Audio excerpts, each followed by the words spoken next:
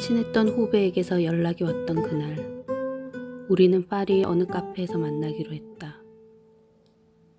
약속 장소로 가는 발걸음은 당시 내 마음만큼이나 무거웠다. 할 수만 있다면 지난 2년간 그랬던 것처럼 약속을 취소하고 집에 틀어박히고만 싶었다. 실패한 사업가라는 꼬리표를 달고 10억 원이 넘는 빚더미에 깔려보면 지옥 같은 하루라는 게 무슨 말인지 알게 된다. 첫 사업의 실패로 괴로운 나날을 보내던 당시에는 눈을 뜰 때부터 잠들 때까지 단 한순간도 숨쉬는 일조차 쉽지 않았다. 반면 점심시간을 넘긴 파리는 평화로웠다. 거리 가득 여유가 넘쳤고 사람들은 믿을 수 없을 만큼 행복해 보였다. 어쩌면 내 몫의 행복까지 저들이 가져가 버린 탓에 내게 불행만이 남은 건지도 모르겠다는 망상까지 들었다. 반갑게 웃으며 인사를 건넨 후배는 신수가 훤해 보였다. 악착같이 돈을 모아 짠돌이로 유명했던 친구답게 옷차림은 단출했지만 표정은 밝았고 목소리에는 자신감이 넘쳤다. 인사를 끝내고 커피가 나오기도 전에 후배는 대뜸 이렇게 말했다. 나 한국 들어가서 사업하려고요. 그리고 몇 년간 자신이 어떻게 살아왔는지 이야기했다. 후배는 그 시간을 알차고 독하게 보낸 듯했다. 학교를 다니면서도 가이드로 일해 많게는 한 달에 1,000만 원도 넘게 벌었던 그답게 그 돈을 특유의 절약 정신으로 모으고 또 모아 어떤 사업에 투자했다고 한다. 그게 제법 성공을 거뒀고 그 돈으로 한국의 한 사업체를 인수할 계획이라고 했다. 그래, 잘했네. 너무 잘됐다. 그동안 고생 많았구나. 몇 시간 동안 내가 뱉은 거라곤 영혼 없는 추임새뿐이었다. 이유는 2가지였다. 첫째는 후배는 변해버린 내 모습 따위는 눈에 들어오지도 않는지 주야장천 자기 이야기만 했다.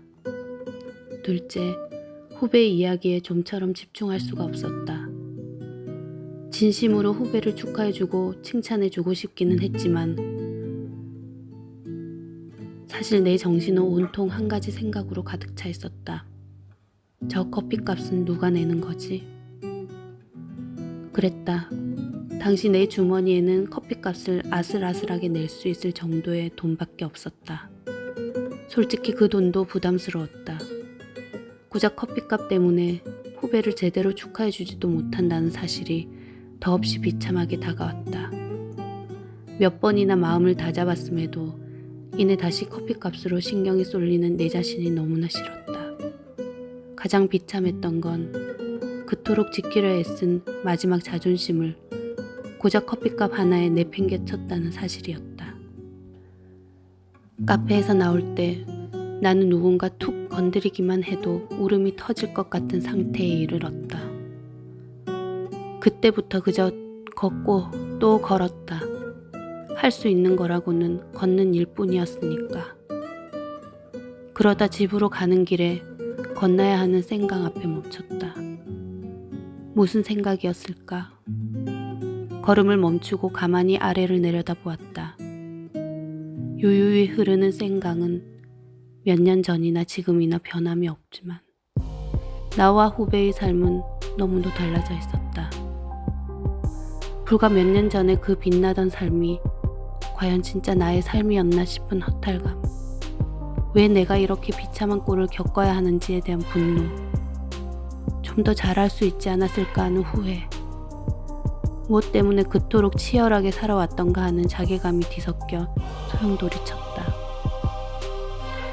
문득 나도 모르게 이렇게 살아서 뭐하나 하는 생각이 들었다. 조국을 떠나 머나먼 프랑스에서 힘겹고 외롭게 공부하던 한인 유학생이 이 강에 뛰어들었다는 이야기가 심심찮게 들려왔는데 그전까진 이해하지 못했던 그들의 심정을 이제야 완벽히 이해할 것 같았다. 밑바닥까지 간 것만으로도 부족해 마지막 남은 자존심까지 다 내버리고 나자 갑자기 과거로 돌아가 삶을 정리해 봐야겠다는 생각이 들었다. 야속할 정도로 잔잔히 흐르고 있는 생각을 내려다보며 2년간 스스로 물어야 했지만 애써 외면해 왔던 질문을 드디어 던져버렸다. 도대체 언제, 어디서부터 잘못된 걸까? 밑바닥까지 갔을 때 결국 떠올린 건 엄마였다.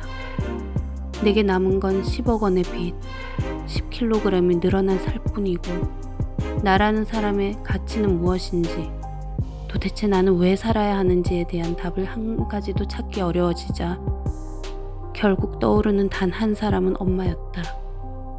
이렇게 비참하고 보기 싫은 모습의 나라 해도 엄마한테만큼은 여전히 세상에서 가장 소중한 존재일 테니까. 그것만으로도 내가 지푸라기라도 잡고 일어나야 하는 이유로 충분했다. 갑자기 가슴속에서 뜨거운 무언가가 용솟음쳤다. 나는 그때 처음으로 엄마가 생각하는 나의 행복은 무엇일까 생각해 보았다. 사실 그동안 나는 돈을 많이 벌고 누가 봐도 성공한 삶을 사는 게 곧 행복이라 여겼다. 그런 관점에서 본다면 빚을 지고 사업에 실패한 나는 패배자일 수밖에 없었다. 하지만 엄마라면 그저 내가 건강하고 큰 돈을 벌지는 못하더라도 좋아하는 일을 하면서 스스로의 삶에 만족하며 살기를 바라지 않을까?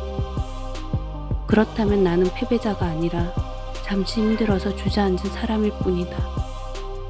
엄마의 눈으로 나의 행복을 바라보자. 뭐라도 해야겠다는 생각이 들었다. 그렇게 마음을 먹자 2년간 단 한 번도 얼굴을 내밀지 않았던 희망이라는 녀석이 존재를 드러냈다. 비참한 과거에 얽매여 봤자 무슨 소용이 있단 말인가. 그저 잘못된 것들이 쌓여 현재의 내가 된 것뿐이다. 누구나 실수를 하고 실패를 한다. 그리고 밑바닥으로 떨어진 내가 유일하게 믿을 수 있고 바꿀 수 있는 것은 세상도 아니고 남도 아니고 지금의 나뿐이다. 그러니 지금 내가 할 수 있는 것부터 시작하면 된다. 무엇이든 시작하려면 우선 체력부터 길러야겠다고 생각했다. 정신이 약해지니 체력이 나빠지고 체력이 나빠지니 다시 정신이 약해지는 악순환의 고리부터 끊어야 했다. 그래서 매일 물병 하나 들고 나가서 걷고 또 걸었다. 그렇게 걷다 보니 어느 순간 정신이 맑아지고 내 몸에 다시 긍정적인 에너지가 조금씩 솟아나는 게 느껴졌다. 그러고 나서 나는 잘 나가던 나를 내려놓고 현재의 나에 집중하기로 했다. 나는 이미 40대에 접어들었다. 은행 잔고는 바닥이었고 10억 원의 빚이 있었다. 게다가 나를 도와줄 사람은 아무도 없었다. 하지만 예전처럼 나의 현실을 절망적으로만 바라보지는 않았다. 이전의 실패를 교훈 삼아 제대로 된 인간관계를 새롭게 쌓아갈 수 있다는 건 어쩌면 축복인지도 몰라. 그렇게 생각하자 마음이 한결 편안해졌다.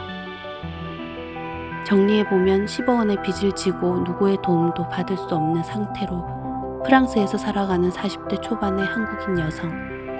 그냥 그게 당시의 나였다. 그저 그 사실을 인정하면 되는 일이었다. 무척 괴로운 과정이지만 새로운 시작의 첫 스텝은 현실 직시라는 점에서는 그 누구도 벗어날 수 없는 법이니까.